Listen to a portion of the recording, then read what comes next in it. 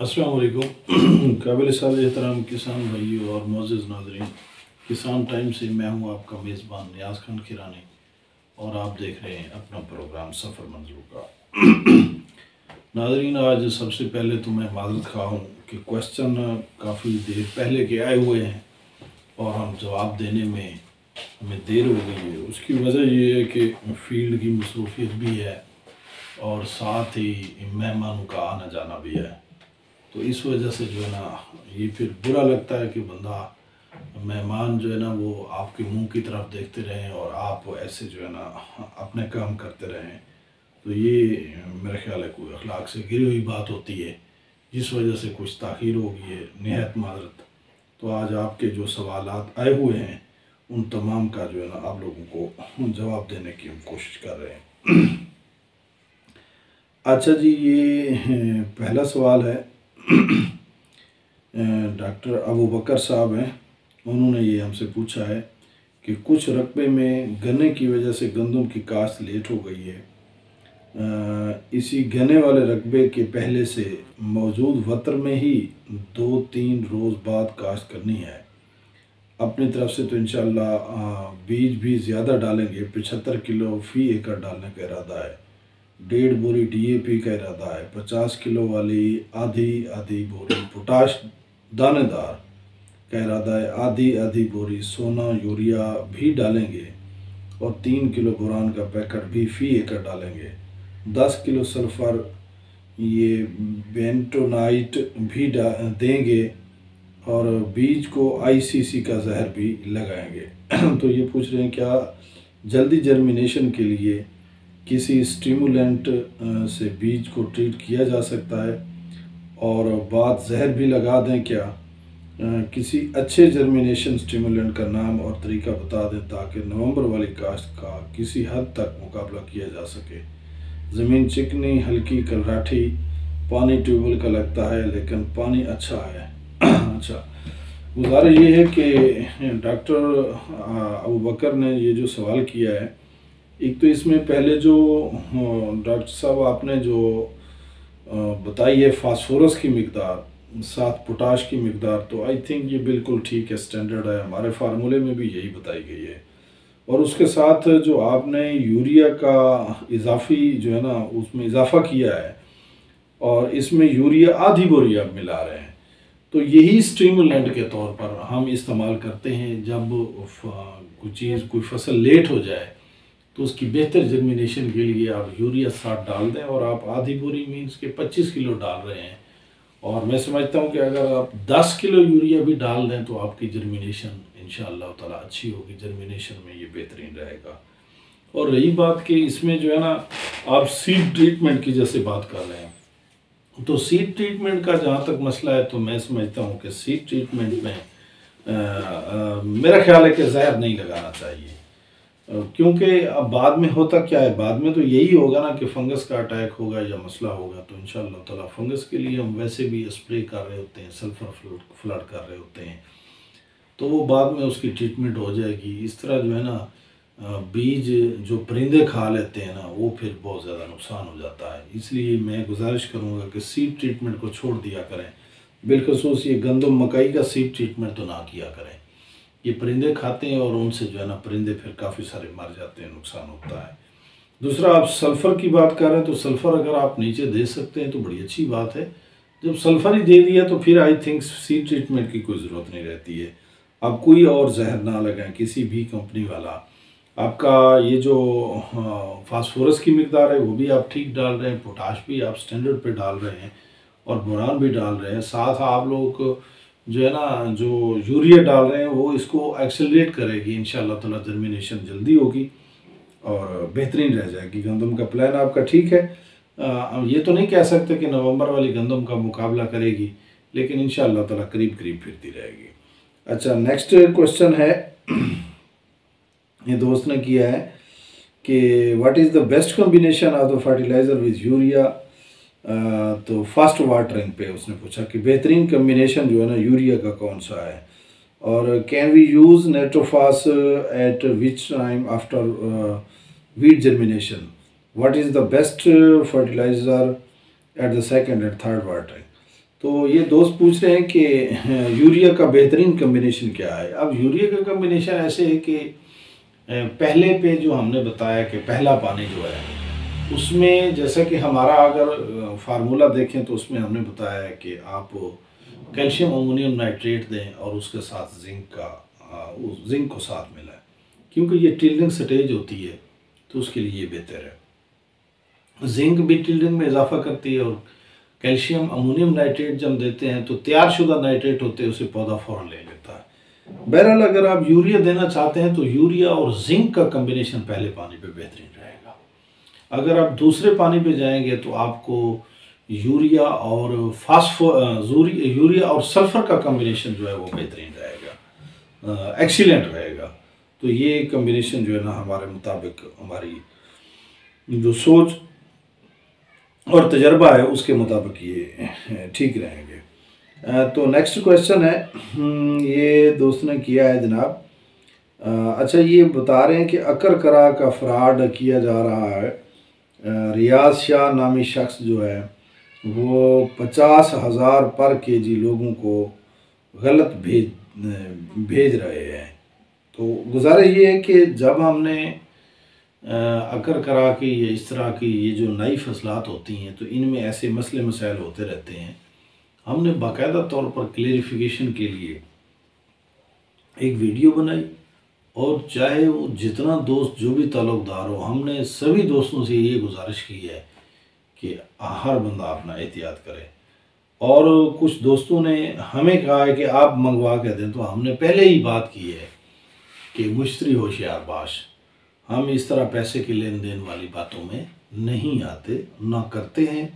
ये काला सा एक काम होता है, इसमें हम नहीं आना चाहते।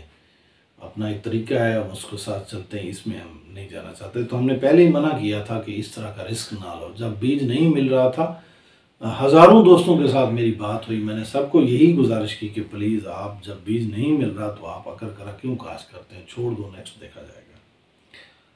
अच्छा जी, ये नेक्स्ट क्वेश्चन है, पानी लगाने से पहले छटा करें या बाद में करें छटा? ये रहनुमाई मांग रहे हैं जनाब दोस्त। कोई महबूब अली है, महबूब इलाही है गालबन। तो गुजारिश ये है कि बेहतर तो है कि अगर आप पानी से पहले छटा कर दें तो वो ज़्यादा बेहतर रहेगा। तो बाद में अगर थोड़ा सा लेट हो जाता है या वतर ऊपर नीचे हो जाता है तो आपकी खाद जाए सब। इसलिए कोशिश करें कि पानी से पहले छटा लगाएं। अच्छा, इसके बाद नेक्स्ट क्वेश्चन है, तो इन्होंने पूछा है, सर कहीं खैरियत? ये जनाब मेरी गंदम आज ये पूछ रहे हैं कि 43 दिन की हो गई है और दूसरा पानी नहीं लगा, क्या सल्फ़र और पोटाश के स्प्रे कर सकते हैं? अगर कर सकते हैं तो सल्फ़र और पोटाश की मिकदार कितनी? और नीचे सल्फ़र 1 kg फ्लड भी करना चाहते हैं। तो गुजारिश ये है कि जब 43 दिन की होगी, आप दूसरे पानी की तरफ जा रहे हैं, तो दूसरे पानी में आप कोशिश करें कि आप सल्फ़र को फ्लड करें। और इसी तरीके से जो पोटाश है, वो पोटाश आप जो है ना, जब पोटाश की बारी है तो आई थिंक कि दूसरे पानी पे पोटाश तो आपको नहीं देनी चाहिए। अगर आप 40, 42 या 43 दिनों के ऊपर अगर आप दूसरा पानी दे रहे हैं तो उस पे आप लोगों को अभी जो है ना पोटाश नहीं देनी चाहिए। आपको पोटाश थोड़ी आगे चल के देनी चाहिए। जब पोटाश देनी हो तो तब पोटाश आप लोग फ्लड करने वाली फ्लड करें, SOP की शक्ल में जो होगी वो फ्लड करोगे। और पोटाश अगर आप स्प्रे करने वाली है तो वो आपको मार्केट से जब आप लेने के लिए जाते हैं, वो उसकी मिकदार के मुताबिक होता है कि इसको कितनी जगह पे स्प्रे करना है, ये आपको दुकान वाला बता सकता है। तो नेक्स्ट है तौसीफ़ अब्बास रंधावा साहब हैं। इन्होंने कहा कि 25 नवंबर काश्त है, नीचे 1 गट्टू नाइट्रोफास दिया है, 55 किलो बीज डाला है, पहला पानी कब लगाया जाए? तो ये प्यारे 25 नवंबर की काश्त है, तो आप देखें ना कि उसको आप लोग कम से कम 20 दिन का, 18 दिन का वो खुद ब खुद गैप बन जाता है। तो अमूमी तौर पर 20 दिन 18 दिन के बाद पहला पानी लग रहा होता है। तो तौसीफ़ अब्बास रंधावा साहब से ये जो है ना, इन्होंने चिन्नौर से हैं, तहसील लालिया। तो यही है कि आप 18-20 दिन वहाँ ज़मीनें अच्छी हैं, वतर रखती हैं देर तक, तो अगर आराम से जो है ना 20-25 दिन आपके गुजर जाएंगे, उसके बाद आप पहला पानी लगाएंगे। अच्छा, उसके बाद है ये तनवीर कादरी साहब हैं, इन्होंने सवाल किया है कि आपके खाद प्लान के मुताबिक गंदम को पहले पानी में कैन, गवारा और जिंक पानी से पहले छटा किया, लेकिन खाद ज़मीन के ऊपर नज़र आ रही है, ज़मीन के अंदर नहीं गई। तो ये सब लोग कह रहे हैं कि तुमने किसी के कहने पर ये नया फार्मूला आजमाया है। लोग कहते हैं कि यूरिया जो है इसका कोई सानी नहीं है, कुछ लोग कहते हैं गवारा में नाइट्रोजन की मकदार कम है, लिहाजा ये यूरिया से डबल इस्तेमाल करें। अच्छा, ये तनवीर कादरी साहब, गुजारिश ये है कि आप तसल्ली रखें, आपको ज़रूर उसके निशानात नज़र आ रहे हैं, लेकिन खाद आपकी मुकम्मल असर कर चुकी होगी। ये हमारा प्रैक्टिकल रहा है। और यूरिया जितनी भी आप इस्तेमाल करें, यूरिया 60 से 70% तक आप लोगों की ज़ाय हो जाती है, ऊपर बचती कम है। फिर यूरिया पौधा डेट तो नहीं ले रहा होता। आप इस्तेमाल कर चुके हैं, अब आप इसको देखें, वेट करें कि आपको ये जो कैल्शियम अमोनियम नाइट्रेट यानी गवारा खाद आपने इस्तेमाल की है, आपको ऐसे 10, 15, 20 दिन में ये अपना रंग दिखाएगी। जब रंग दिखाएगी, जब रिज़ल्ट सामने आ जाएगा, नतायज सामने होंगे, तो फिर कोई परेशानी वाली बात नहीं है। अच्छा, उसके बाद गुलाम अब्बास साहब हैं, मार गुलाम अब्बास साहब, तो इन्होंने कहा कि जी एंटी फंगस के साथ पोटाश कितनी इस्तेमाल करनी है। NP सरसब्ज वालों की मिल रही है, कैन गवारा भी सरसब्ज वालों का ही मिला है। 19 तारीख को स्प्रे कर दूं और 20 तारीख को पानी लगा दूंगा, फसल मेरी 50 दिन की हो जाएगी। अच्छा, ये गुजारिश है कि एंटी फंगस के साथ पोटाश कितनी इस्तेमाल करनी चाहिए। पोटाश तो अमूमी तौर पर ये है कि हम देखते हैं एंटी फंगस के साथ अमूमी तौर पर 1 लीटर 1 एकड़ को हम कर रहे होते हैं, लेकिन फिर भी आप दुकानदार से पूछोगे, उसकी परसेंटेज के ऊपर डिपेंड करता है कि जो पोटाश आप स्प्रे कर रहे हो उसकी परसेंटेज कितनी है। तो उसकी परसेंटेज के मुताबिक फिर आप लोग उसकी डोज वो आपको एडजस्ट करके देगा। वो बताएगा कि ये मेरा लीटर 1 एकड़ के लिए या 2 एकड़ के लिए, तो उसके साथ आप लोग जो है ना उसको इस्तेमाल करोगे। और उन्होंने ये बोला कि NP सरसब्ज वालों की है और गवारा भी सरसब्ज वालों का मिला है 19 तारीख को, तो बिल्कुल ठीक है, आप इस्तेमाल करें, अच्छा है, सरसब्ज वालों का गवारा बेहतरीन है। उसके साथ मार गुलाम अब्बास ने एक और सवाल किया है कि 1 बोरी NP के साथ 4 किलो सल्फ़र इस्तेमाल करना चाहता हूँ, जो दूसरे पानी पर दे रहा हूँ, इंशाल्लाह मेरी फसल 50 दिन की हो जाएगी। जी बिल्कुल, 4 किलो सल्फ़र कोई ज़्यादा नहीं है, बेहतरीन है। मैं तो समझता हूँ कि अगर 6, 7, 8 किलो तक भी इस्तेमाल किया जाए तब भी बड़ा बेहतरीन रहेगा। ये जाकर पौधे की ग़िज़ा 8 किलो के करीब पूरी होती है। जब किसान खौफ खा रहा होता है तो फिर हम कहते हैं चलो 2-3 किलो तो डालें ना, तो आप 4 किलो डाल रहे हैं, आप अच्छा कर रहे हैं, बेहतरीन है। उसके बाद मलिक मोहम्मद तारिक साहब हैं, तो ये जहाँ वो कहते हैं गंदम काश्त की है, वो काटन वाली जगह थी, गंदम सख्त लग रही है और टिलरिंग की तरफ नहीं जा रही है। काश्त के वक्त 1 बोरी DAP डाली है इन्होंने, और पहले आप पाशी पे ज़बरदस्त यूरिया 1 बोरी दी है, और इसको 3 दिन हो गए हैं। गंदम टिलरिंग की तरफ वो कहता है कि टिलरिंग की तरफ आ जाएगी, पूछ रहे हैं, और ये बताएं कि काटन वाली जगह पे ये मसाइल होते हैं। तो गुजारिश ये है कि पहली बात ये है कि काटन वाले जगह पर ये मसाइल, ये कोई ज़रूरी बात नहीं है कि काटन वाली जगह पे ये मसाइल हों, ऐसी कोई बात नहीं है। और दूसरा ये है कि जैसे आप बता रहे हैं कि आपने ज़बरदस्त यूरिया इस्तेमाल की है, तो आई थिंक आपने ज़बरदस्त यूरिया के साथ अलग से जिंक इस्तेमाल नहीं की है। तो ज़बरदस्त यूरिया के साथ उसकी जिंक की मकदार पूरी होती नहीं है। बहरहाल आप फिक्र ना करें, अभी तो आपको 3 दिन हुए हैं, कुछ दिन और गुजरने दें, पानी देने के कुछ दिनों के बाद जाकर जो है ना ये टिलरिंग का अमल शुरू होगा अमूमी तौर पर 25 दिनों के साथ ऊपर नीचे टिलरिंग का अमल शुरू हो चुका होता है और ये 50 दिन तक चला जाएगा, टिलरिंग होती रहेगी। अब परेशान ना हो, बहरहाल ज़बरदस्त यूरिया से टिलरिंग होगी, ये मैं नहीं कहता कि नहीं होगी, लेकिन इससे ज़्यादा बेहतर टिलरिंग जो होती है वो कैल्शियम अमोनियम नाइट्रेट से होती है। अल्लाह ताला आपको फ़ायदा अता फरमाए, इंशाअल्लाह ताला बेहतरी होगी। आप परेशान ना हो, बस भी तीसरे दिन नहीं, कुछ दिन मज़ीद गुजरने दें तो टिलरिंग का अमल इंशाअल्लाह ताला जारी होगा। अब्दुल्ला खान हैं जी, तंबाकू के हवाले से प्रोग्राम नहीं किया, हमारे KPK के बड़ा फसल है। जी प्यारे, ये बात आपकी दुरुस्त है कि तंबाकू के हवाले से हमने कोई प्रोग्राम नहीं किया। इसके लिए हम माजरत खां हैं। देखें कि तंबाकू हमने बेसिकली ख़ुद काश्त कभी नहीं किया है, तो ख़ुद काश्त कभी नहीं किया है तो हमारे वालिदैन में से बाप दादा करते थे काश्त, लेकिन वह बाद में ट्रेंड चेंज हुआ है तो तंबाकू हमने काश्त नहीं किया है। तो मैं ऐसे खामखा में कुछ गलत टेक्निकल फॉल्ट पड़ जाए, तो जिस चीज़ को छोड़े हुए बड़ा अरसा हो गया है उसके मुतालिक हम ऐसी वैसी बात नहीं करना चाहते। इसलिए जो है ना, वो सीधी सी बात है कि जिसके ऊपर हमारा तजर्बा नहीं होता हम उस पर कोई प्रोग्राम नहीं करते। अच्छा, उसके बाद गुलाब चांडियो साहब हैं, तो उन्होंने जो है ना पूछा है कि जो मेरे वगैरह से सीड ट्रीटमेंट करते हैं तो वो ट्रीटमेंट क्या हो, सीड कितने दिन तक काश्त किए बगैर ऐसे रख सकते हैं? 4-5 दिन तक उस सीड को रख देने से गंदम के उगाव पर फ़र्क पड़ता है क्या? इमिडाक्लोप्रिड से गंदम के सीड को ट्रीट कर सकते हैं और इसका कोई फ़ायदा है? जी बिल्कुल, सीड ट्रीटमेंट इमिडाक्लोप्रिड से करते हैं तो कोई ऐसी मसले वाली बात नहीं, बेहतरीन नतीजा है, ज़बरदस्त है, अच्छा है।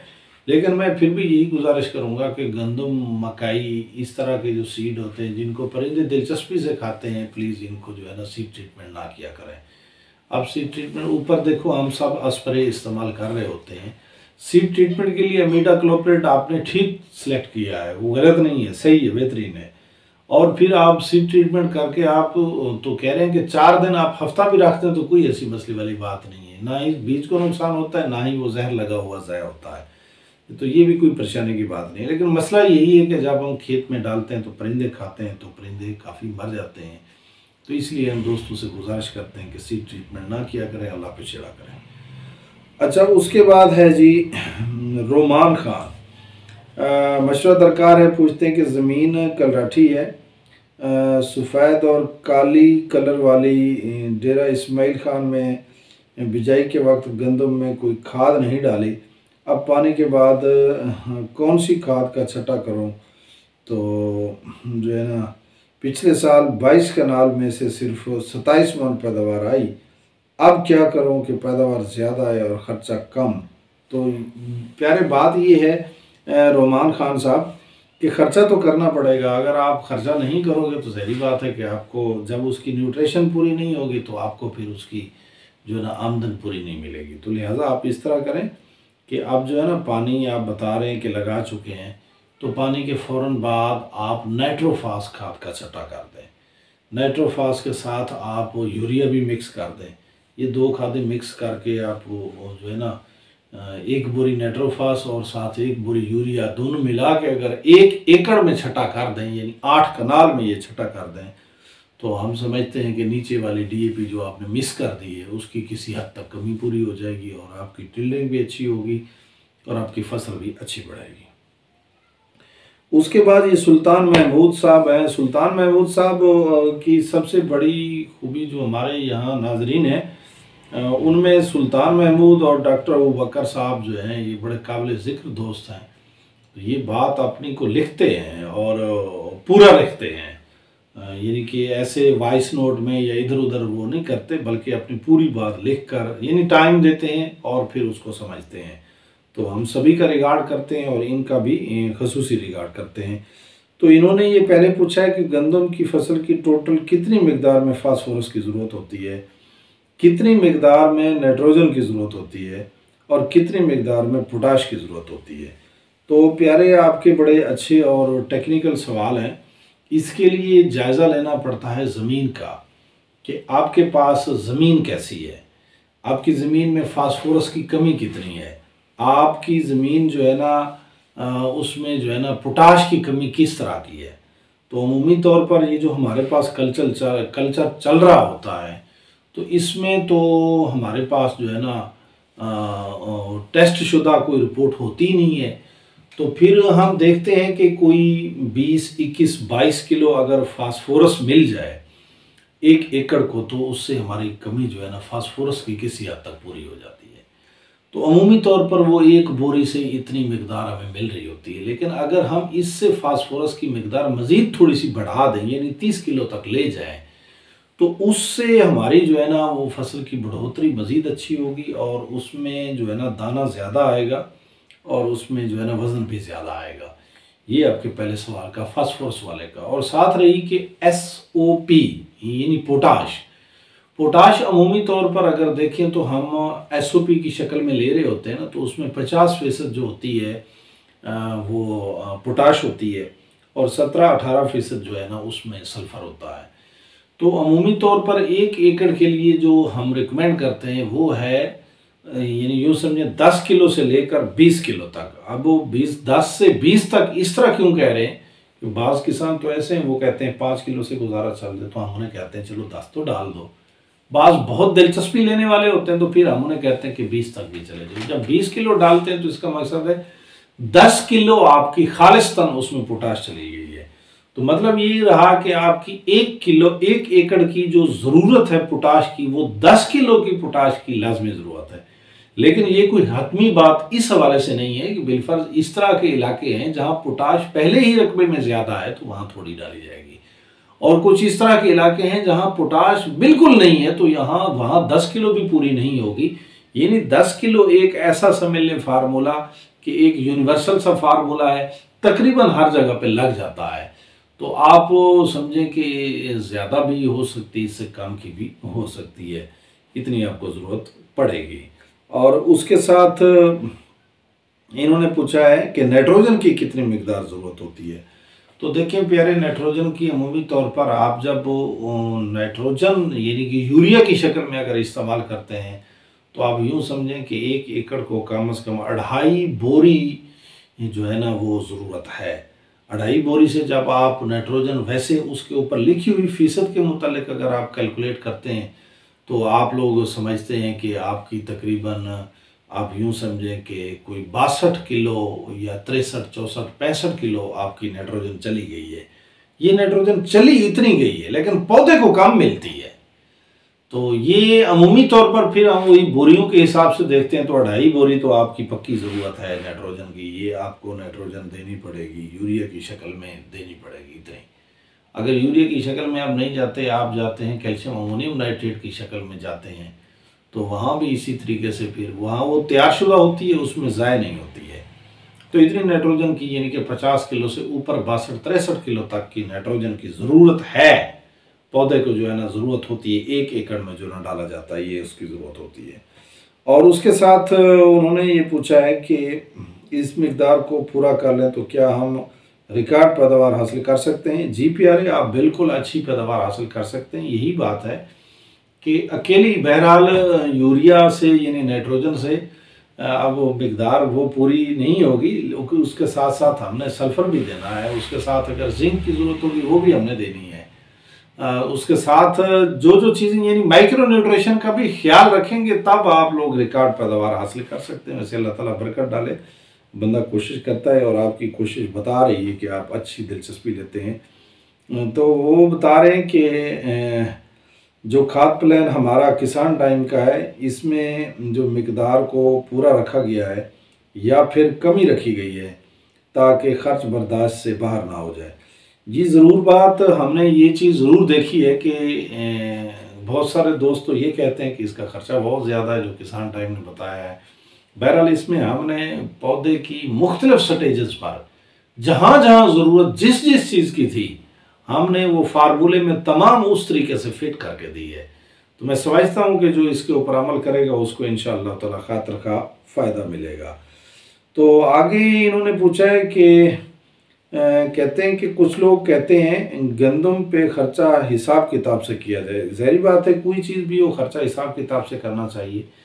ये जो प्लान हमने बना के दी, ये बड़े हिसाब किताब का बना के दिया है। हिसाब किताब पैसों का भी सामने रखा है और गंदम की ज़रूरत को भी सामने रखा है। दोनों चीज़ें हमने इसमें सामने रखी हैं।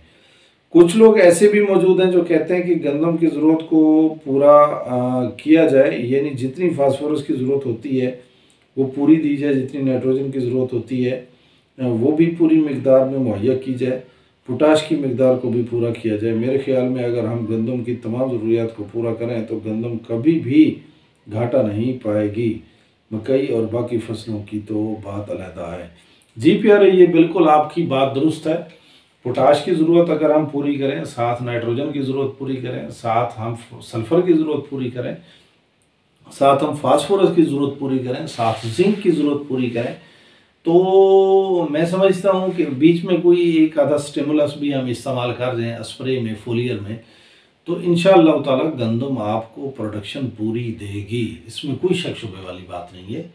जिस तरीके से आप फार्मूले के मुताबिक जब चलेंगे, ठीक है, खर्चा अगर होगा तो उसके साथ साथ बढ़ोतरी भी होगी। अच्छा, उसके साथ नेक्स्ट क्वेश्चन है, मोहम्मद रमज़ान साहब हैं।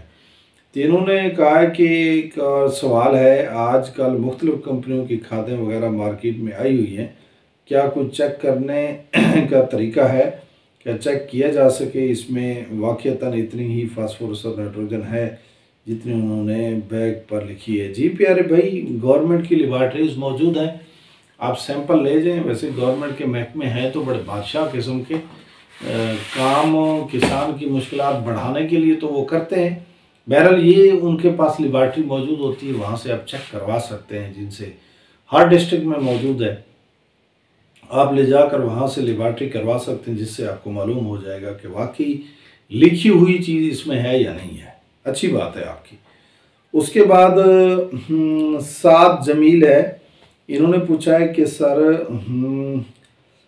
ये जो पूछना ये था कि हमारे इलाका तलागंग में ये मूंगफली की जो काश्त वाला इलाका है, यहाँ काफ़ी ज़मीन रेतली है और बाकी भारी मेरा ज़मीन है, तो अगर हम मेरा ज़मीन में गंदम काश्त करते हैं और नीचे गोबर वाली खाद भी डाली हुई है, तो नेक्स्ट जो पानी लगाने हैं उनका खाद प्लान क्या रखना होगा? तो प्यारे भाई, उनका खाद प्लान वेरी सिंपल। ये सात जमील जो है ना, ये तलागंग का जो इलाका है वहाँ से ये सवाल कर रहे हैं। तो गुजारिश ये है कि जहाँ पर नेक्स्ट आपने पानी देने हैं, तो आप लोगों ने नीचे गोबर डाला है, तो वो गोबर तो कुदरती खाद है और बड़ा बेहतरीन है। अगर मिकदार में आपने पूरा डाला तो फिर तो आपको नीचे DAP की ज़रूरत ही नहीं पड़ी है। आप ऊपर दूसरा जो खाद प्लान किसान टैंक है उसको आप फॉलो करें, इंशाअल्लाह ताला बेहतरीन आपकी औसत आएगी। उसके बाद उबैदुर रहमान है, तो इन्होंने कहा जी गंदम की फसल को जड़ी बूटी वाला स्प्रे उगाओ के कितने बाद कर सकते हैं, और अगर कोई और स्प्रे करना हो तो कितने टाइम का वक्फा होना चाहिए? बरानी गंदम में शगुफ़े बढ़ाने के लिए जिंक स्प्रे कर सकते हैं क्या? सल्फ़र 80% और सल्फ़र बेंटोनाइट 90% में क्या फ़र्क है? अच्छा, ये जो है ना बेंटोनाइट जो है ये तो दानेदार शक्ल में होगा, और सल्फ़र 80% वाला जो है वो पाउडर शक्ल में होता है। ये तो कोई बड़ी फ़र्क वाली बात नहीं है। तो शगुफ़े बढ़ाने के लिए कहते हैं कि बरानी ज़मीन में शगुफ़े बढ़ाने के लिए आप जिंक का स्प्रे कर सकते हैं। मार्केट में जिंक स्प्रे करने के लिए भी आप लोगों को मिलता है, वो जिंक लेकर आप स्प्रे भी कर सकते हैं। तो अमूमी तौर पर वो उनका पूछना था कि हम जो है ना उसमें कितने दिन बाद जड़ी बूटी वाला स्प्रे करें। अमूमी तौर पर जो जड़ी बूटी वाला स्प्रे है, देखते तो हम यही है कि जड़ी बूटी उग गए, यानी 30 से 35 दिनों में जड़ी बूटी अमूमी तौर पर उग चुकी होती है। तो 30 से 35 दिन 40 दिन तक आप स्प्रे कर दें, इंशाअल्लाह ताला फ़ायदा होगा। उससे ज़्यादा जब ताख़ीर की जाए तो गंदम ज़मीन को छुपा लेती है और वो जो स्प्रे है वो ज़मीन तक जाता ही नहीं है। जड़ी बूटी फिर जड़ी बूटी के ऊपर स्प्रे नहीं जाएगा तो वो मरेगी नहीं, फिर उसका ये मसला होता है। उसके बाद राय मकबूल जाफरी साहब हैं, वो कहते हैं चिलेटेड जिंक को किसी जड़ी बूटी मार जहर के साथ मिलाकर स्प्रे कर सकते हैं, अगर हाँ तो कौन सी? इलाका चनियोट, वस्ती पंजाब, ज़मीन भारी गहरा। प्यारे भाई, जो गंदम की जड़ी बूटी वाली स्प्रे है हमारे तजर्बे में तो यही रहा है कि आप उसमें कोई दूसरी चीज़ मिक्स ना करें, गंदम की जड़ी बूटी वाले स्प्रे आप अकेले करें। फिर जो चीज़ आपने स्प्रे करनी है 4-5 दिन का वक्फा करके आप उसके बाद कर सकते हैं। अच्छा, उसके बाद चौधरी अदील हनीफ साहब हैं। इन्होंने पहला सवाल किया कि कच्चे वाट का खाद प्लान के हिसाब से पानियों की तरतीब गंदम की उम्र के साथ बता दें। जैसा कि पहला पानी 20 से 25 दिनों पर लगा है, इसी तरह अगले पानी को दिनों के मुताबिक बता दें। ये प्यारे भाई, दिनों के मुताबिक वैसे नहीं बताया जा सकता। इसकी वजह ये है, नाराज़गी माफ़ कीजिएगा, कि देखिए बारिश आ जाती है या वो पानी की मिकदार कम ज़्यादा लगती है, तो इससे दिनों का हिसाब नहीं लगाया जा सकता। गंदम की उम्र 150 दिन है। 150 दिन में आपने देखना है ज़रूरत को। अमूमी तौर पर हम यहाँ जो कर रहे होते हैं, हम 15 से 22 दिन का वक्फा दे रहे होते हैं। ये कच्चे वाट को 15 से 22 दिन का वक्फा दे रहे होते हैं। आप देख लें कि 15वें दिन भी अगर ज़रूरत है, तो ये मकसद नहीं है कि अब हमने 22 दिन कह दिए तो आप 22 दिन पे पानी लगाओगे। हम 15 से 22 दिन का वक्फा छोड़ रहे होते हैं और इसमें हम पानी लगा देते हैं। तो इनमें बाज़ औक़ात हमारी जो कच्ची रेतली ज़मीन है, वहाँ 7 पानी भी लग जाते हैं अगर बारिश वगैरह ना हो। बारिश जब हो जाती है तो 3 पानी 4 पानी पे भी गंदम जो है ना हमारी पक जाती है। तो ये थोड़ा सा मौसम के ऊपर भी डिपेंड करता है। उसके बाद चौधरी अदील ने एक और सवाल किया है। उन्होंने पूछा 11 नवंबर को कैनोला कास्ट किया था। आधी बोरी DAP, 10 kilo SOP, 8 kilo humic acid डालकर आज 1 माह हो गया है। उगाव का सिलसिला अभी तक जारी है। सवाल ये है कि पहला पानी कब लगाया जाए। ज़बरदस्त यूरिया डालकर और कैनोला का खाद प्लान को दिनों के हिसाब से बता दें।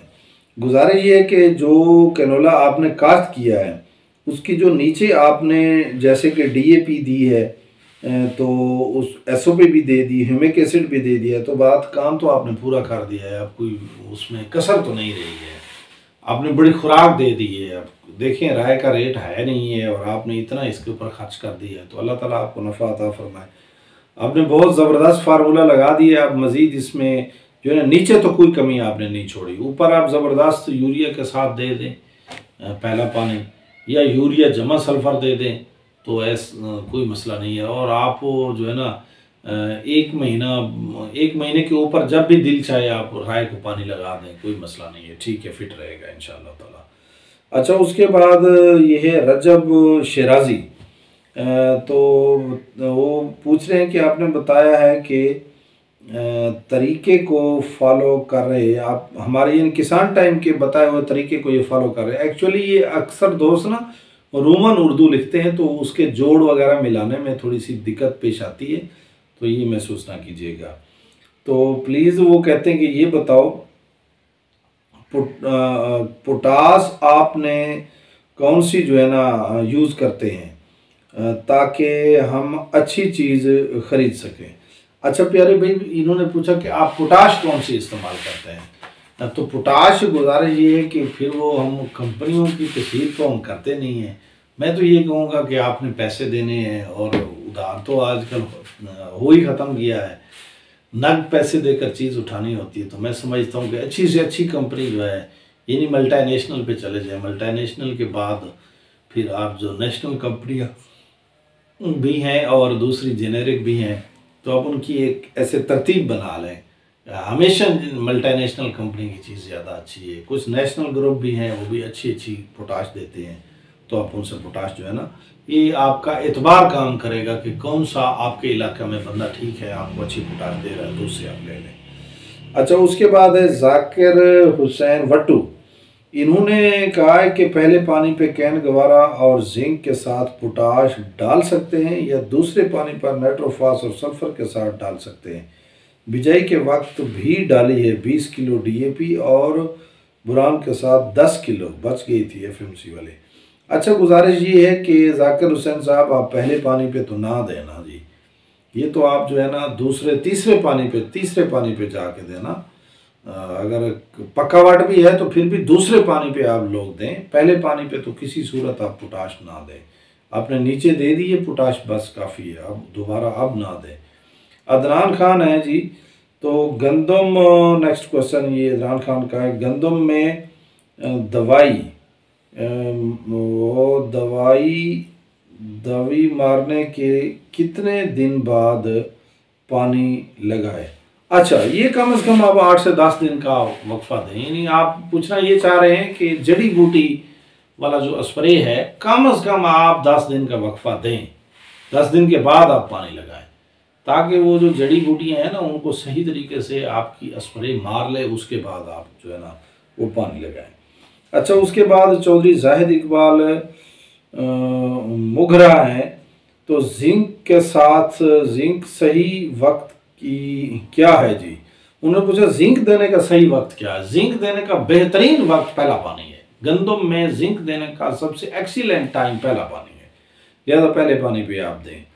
उसके बाद मोहम्मद रमज़ान साहब हैं, तो उन्होंने कहा जी ये बताएं कि किसी भी फसल के लिए कम से कम ज़्यादा से ज़्यादा फास्फोरस और नाइट्रोजन की कितनी मिकदार होती है। प्यारे, ऐसा कभी नहीं हो सकता कि किसी भी फसल के लिए, हाँ गंदम के लिए आप स्पेसिफाई करें, फिर इसी तरह जो है ना जो उसकी मिकदार है, कपास की उसकी ज़रूरत और है, फिर टमाटर की ज़रूरत और है, फिर आलू की ज़रूरत और है, ये हर चीज़ की मुख्तलिफ है। अगर आप पूछेंगे तो गंदम के हवाले से तो मैं समझता हूँ कि 20 से 30 किलो जो है ना ये गंदम की जो फास्फोरस की ज़रूरत है। तो भाई ने फास्फोरस पूछा है, हमने बता दिया है। तो और नाइट्रोजन जो है, नाइट्रोजन आप यूँ समझ लें कि नाइट्रोजन भी उन्होंने पूछा है कितनी ज़रूरत है, तो आप 60 से 65 किलो जो है ना नाइट्रोजन ज़रूरी है, इसे मिलनी चाहिए। और ये 60 से 65 किलो यूरिया की शक्ल में नाइट्रोजन, जो हम गवारा देते हैं ना उसमें तैयार शुदा नाइट्रोजन होता है, वो तो इसकी निस्बत निस्फ भी हो तो काम चल जाता है, आधी भी हो तो फिर भी हमारा काम चल जाता है। उसके साथ जो है ना हमारा जो है उसके बाद नेक्स्ट जो है सुल्तान महमूद साहब हैं। इन्होंने कहा जी आप कच्चे वाट के लिए दूसरे पानी पे 1 गवारा और 1 किलो सल्फर रिकमेंड किया है। मैंने पहले पानी पे 1.5 बोरी की बजाय 2 बोरी गवारा और 3 किलो जिंक इस्तेमाल की थी। क्या मैं दूसरे पानी पे 1 बोरी गवारा और 2 किलो सल्फर इस्तेमाल कर सकता हूँ? मैं तीसरे और चौथे पानी पर 25 किलो पोटाश भी इस्तेमाल करना चाहता हूँ। पोटाश में भी सल्फर मौजूद होगा, सल्फर कहीं ज़्यादा तो नहीं हो जाएगा? नहीं मेरे भाई, आप बिल्कुल ठीक कर रहे हैं, कुछ गलत नहीं है, ये ज़रूरत के करीब करीब आप जा रहे हैं। हम जब बता रहे थे तो हमने सब लोगों को देखना होता है, तो लोग चीखने लग जाते हैं जी खर्चा ज़्यादा हो गया है। आप बिल्कुल ठीक कर रहे हैं सुल्तान महमूद साहब, वेरी गुड। आप जिस तरह कर रहे हैं बिल्कुल इससे आपको फ़ायदा होगा, कोई नुकसान वाली बात नहीं है। हिम्मत करें, अल्लाह ताला आपके जो है ना काम में बरकत डाले। तो गुजारिश ये है कि नाजरीन, ये आज के जो सवाल थे वो तकरीबन हमने बता दिए हैं। एक बार फिर मैं आपसे जो है ना ये गुजारिश करूँगा कि नहायत माजरत, देर ज़रूर हो जाती है, आपके सवालों के जवाब आपको ज़रूर दिए जाते हैं, तो हमें बड़ी खुशी होती है। और किसान की बेहतरी के लिए तो कुछ भी हम करने के लिए तैयार होते हैं। तो इंशाअल्लाह ताला हाज़िर होंगे नेक्स्ट वीडियो के साथ। तब तक के लिए मुझे और मेरी टीम को दीजिए इजाज़त। अस्सलाम वालेकुम।